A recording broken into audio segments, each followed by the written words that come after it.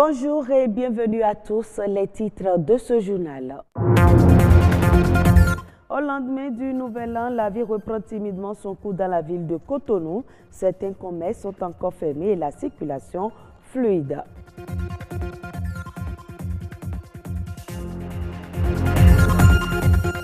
Booster l'auto-entrepreneuriat des jeunes, le cabinet label des petites et moyennes entreprises, Seattle, de jeunes béninois ont été coachés à cet effet.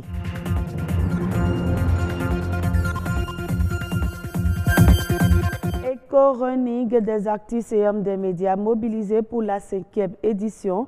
Dans une ambiance bon enfant, ils ont débarrassé Cotonou de ces sachets plastiques qui polluent l'environnement.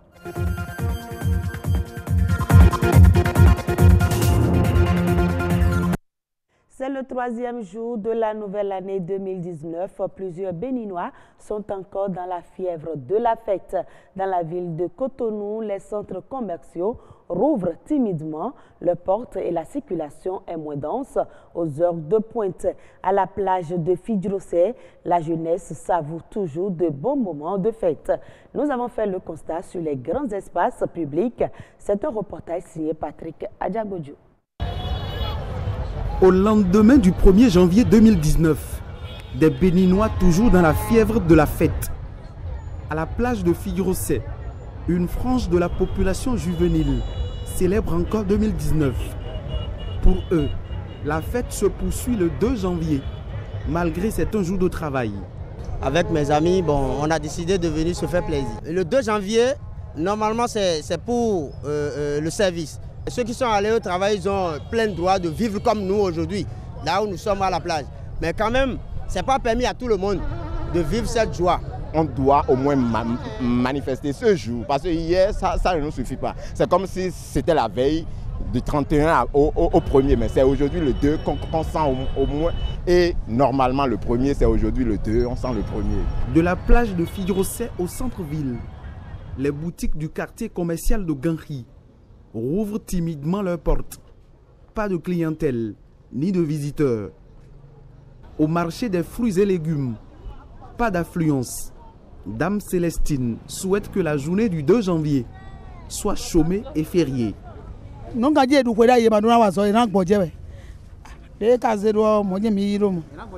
Sur le tronçon Ganri Étoile Rouge, la circulation est déserte.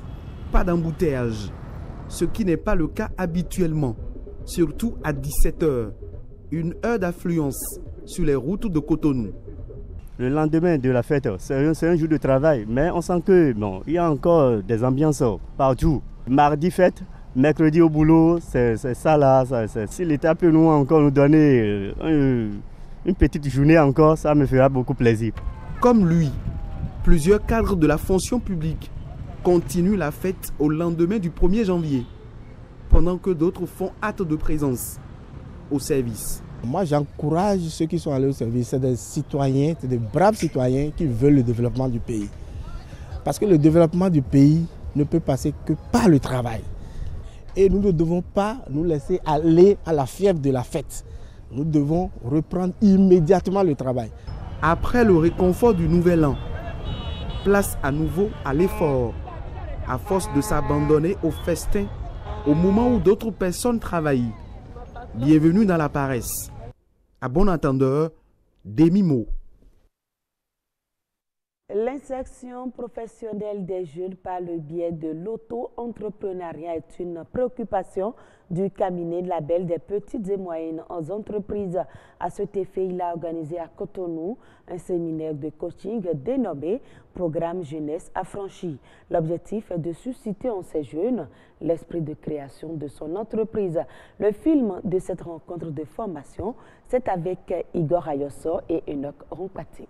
Se lancer dans la création de sa propre entreprise, c'est une sacrée aventure. Un coaching d'entrepreneur peut vous aider à tracer votre chemin avec plus de confort et de sécurité. Ces jeunes ici réunis détiennent pour la plupart des solutions innovantes pour accompagner les entreprises. Mais la coordination dans les idées et l'endurance restent leur handicap, d'où la mise sur pied du programme Jeunesse Affranchie. Le programme Jeunesse Affranchie qu'on a mis sur pied s'occupe de la promotion de l'insertion professionnelle des jeunes à travers l'auto-emploi et les emplois indépendants. Notre objectif, c'est leur réussite, c'est qu'ils aillent de l'avant, c'est qu'ils sortent de là où ils sont.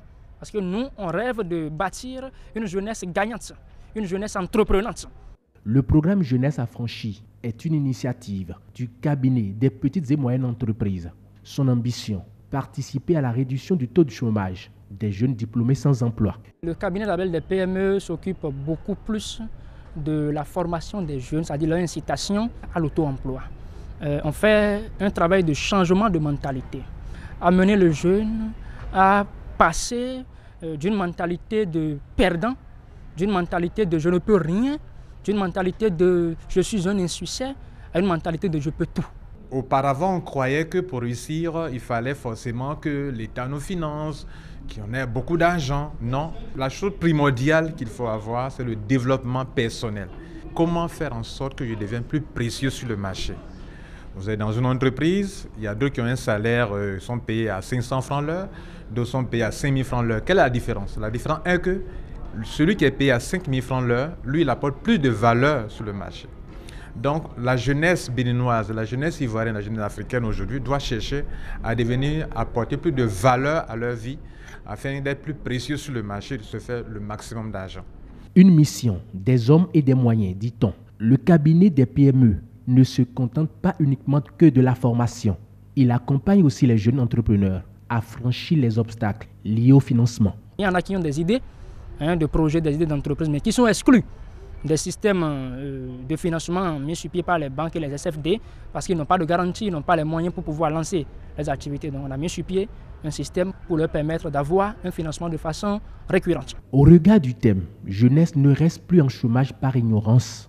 Les participants à ce séminaire sont convaincus. Je trouve que c'est une merveilleuse initiative. J'en suis fière, j'ai suivi la formation, je suis fière de tout ce que j'ai reçu comme formation. J'ai déjà fait la pratique dans le domaine et je sais que ça peut m'aider demain. Déjà aujourd'hui, ça m'aide. Comme vous le voyez déjà, je suis déjà au début, mais je suis tellement motivé. Donc à la fin de ce séminaire, je serai plus motivé que ça. Et ça me permettra de mener de nouvelles actions pour changer la vie de la jeunesse. Désormais, nous sommes prêts, nous sommes suffisamment outillés pour pouvoir aller sur le marché, rencontrer les clients et négocier des marchés. Le programme Jeunesse Affranchie se positionne ainsi donc comme un motivateur des jeunes à l'auto-entrepreneuriat. 5e édition de Eco-Running, un projet de salubrité qui mobilise bon nombre de personnes afin de rendre notre environnement sain. Cette fois-ci, ce sont les artistes et les hommes des médias qui ont participé à cette activité dans une ambiance très relevée. Bernol Djogbe, Gloria Oni. Nous devons lutter contre les sachets plastiques. Éradiquer complètement et définitivement les sachets plastiques non biodégradables de notre environnement. C'est bien là l'objectif de l'ONG Sachets Rééloués. Une fois encore, à travers la marche, ils ont débarrassé certaines artères de Cotonou des sachets plastiques non biodégradables. Nous espérons l'année prochaine pouvoir aller surtout à l'intérieur du pays. Le 2018, c'était pour nous un essai pour voir au niveau de Cotonou comment est-ce que les gens réagissaient, mais on a compris que nous avons quand même la fibre patriotique. On a beau dire qu'on ne fait rien gratuitement pour le pays, mais voir tout ce monde se réveiller un samedi à 6 h pour être ici sans rien en retour, je pense quand même que ça démontre notre fibre patriotique et notre désir d'avoir un environnement propre. Cette 5e édition est assez spéciale, une activité éco-citoyenne qui regroupe journalistes et artistes. On vient pour les sensibiliser aussi, pour que les gens n'utilisent plus les sachets. Même s'ils utilisent les sachets, aussitôt utilisés, ils n'ont qu'à jeter ça dans les poubelles. C'est beaucoup de sport, vous voyez, on marche et en même temps on ramasse. Donc c'est du cardio, tout ce que vous voulez, c'est beaucoup de sport, c'est bon pour la santé. Mais en même temps, je trouve noble cette action. Il ne doit plus avoir de sachets dans notre environnement. C'est pas bien pour notre santé, c'est pas bien pour l'environnement, notre cadre de vie. Et donc voilà, je suis contente d'avoir participé à cette marche-là. Respecter la nature et protéger l'environnement relève du comportement de chacun. L'ONG Sachets Rééloués entend poursuivre le combat zéro sachet sur nos artères. Le mouvement se poursuit en 2019 tant que nous avons encore des sachets plastiques. Au fait, notre objectif, c'est d'amener le Bénin à être un pays sans sachets plastiques. Parce que le sachet plastique nuit à notre santé et le sachet plastique détruit notre environnement. Un Bénin sans sachets plastiques non biodégradables peut se construire grâce aux gestes utiles de chacun. Hors du Bénin, l'économie kenyane a enregistré une croissance de 60% au troisième trimestre 2018 contre 4,7% durant la même période en 2017.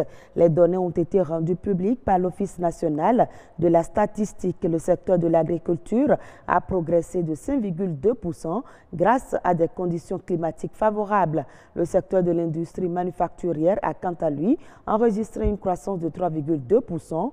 Le produit intérieur brut du Kenya a progressé de 6,3% au deuxième trimestre 2018, enregistrant ainsi sa plus forte croissance depuis le deuxième trimestre 2016. Pour 2019, le gouvernement prévoit une croissance économique de 6,2% contre 6% sur l'ensemble de l'année 2018. Et ce sera tout pour ce journal. Mesdames, Messieurs, merci à vous de nous avoir suivis.